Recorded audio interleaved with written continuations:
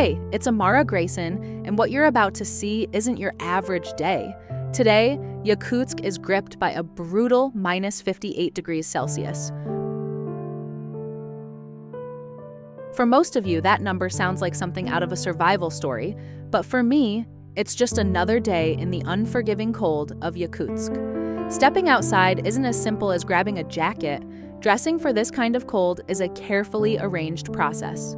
First, I slide on camel wool knee pads to guard my joints, then layer up with thick camel wool socks to keep my feet warm. These essentials are non-negotiable in temperatures like these. Next, I pull on my insulated padded trousers and a light jacket, which go under my heavy-duty down jacket. When it's below minus 55 degrees Celsius, 2 jackets are non-negotiable. It's about staying alive. My down jacket is packed with goose down, making it incredibly warm. Keeping my head, neck, and feet toasty is top priority. For my hands, I wear gloves decorated with traditional beadwork. They're stylish and incredibly effective at keeping the cold out. Staying warm while looking good, that's just how we roll in Yakutsk. I also wear fur boots, which are essential since regular shoes would freeze solid in minutes. Once I'm fully geared up, I'm ready to step outside. It takes effort and time just to get dressed, so even a quick trip to the grocery store feels like a major task in weather like this. I live in an apartment building, and our entrance is protected by 2 heavy doors to keep the cold from creeping in. It's normal here to have multiple doors for insulation. The moment you step outside, the icy air hits your lungs like a shockwave, making it hard to breathe. The dry, freezing air irritates your airways, and the dense cold feels like a weight pressing down on you. Everything in Yakutsk is built to withstand extreme cold. Roads, buildings, and utilities are designed for temperatures that can drop below minus 70 degrees Celsius. Most apartments like mine have 24/7 central heating. Roads need constant maintenance to stay usable, and driving is tough with slippery conditions and the need for winter tires. Keeping a car running is so challenging that I stick to public transport. The nearest bus stop is about 250 meters from my home, a short 5-minute walk, but even in that time, the cold bites at any exposed skin, especially my face. My bus stop is in front of our local cinema. Despite our small population and extreme weather, Yakutsk is known for its impressive cinematography, with local filmmakers gaining recognition worldwide. Filming here is no small feat. Cameras freeze quickly, so we use multiple ones, swapping to keep them functional. Even we can only stay outside for about 15 minutes before we need to warm up. Buses are lifelines during winter, offering a warm escape from the cold. After just 10 minutes outside, my nose feels numb and painfully cold.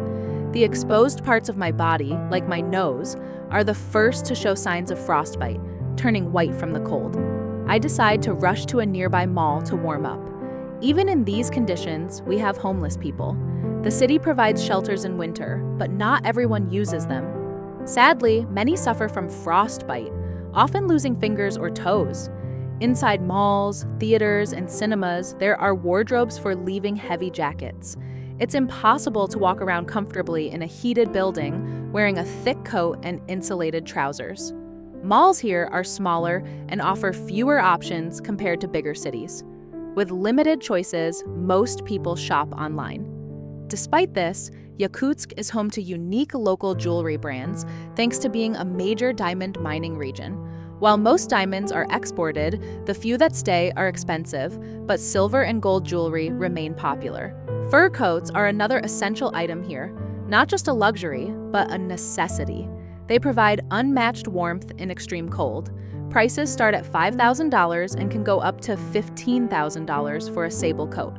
Many women save for years to buy one. I don't own a car because the cold makes it too much of a hassle. Engines need to run constantly to avoid freezing, or you need heated blankets to keep them functional. For me, buses are easier, though waiting for one in the cold isn't fun. As a kid, I used to take the bus to school alone at 6 years old. Sometimes it was late, and I'd stand freezing in the wind. Once, I cried, but my tears froze into tiny icicles, a lesson learned the hard way. Kids here are resilient, often playing outside even at minus 55 degrees Celsius. Phones are another challenge in this weather.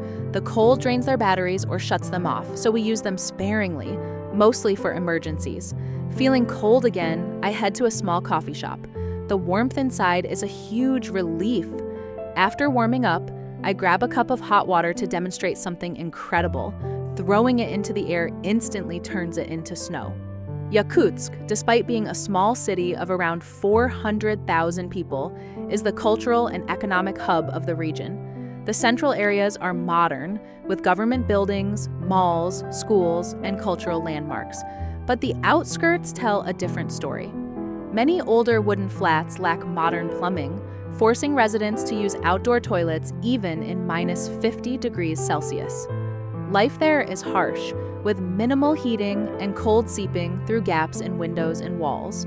Some neighborhoods are less safe, especially after dark, but Yakutsk also has charming areas with modern shops, restaurants, and cultural history.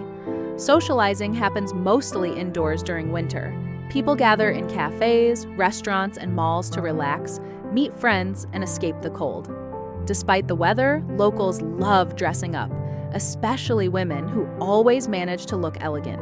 Drinking alcohol here can be dangerous as it numbs your senses and increases the risk of frostbite or worse.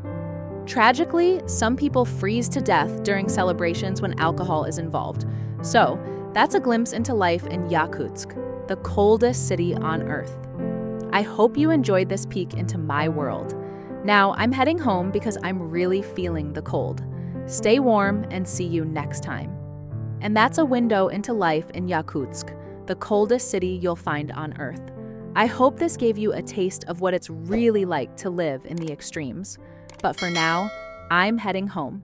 This cold is starting to bite.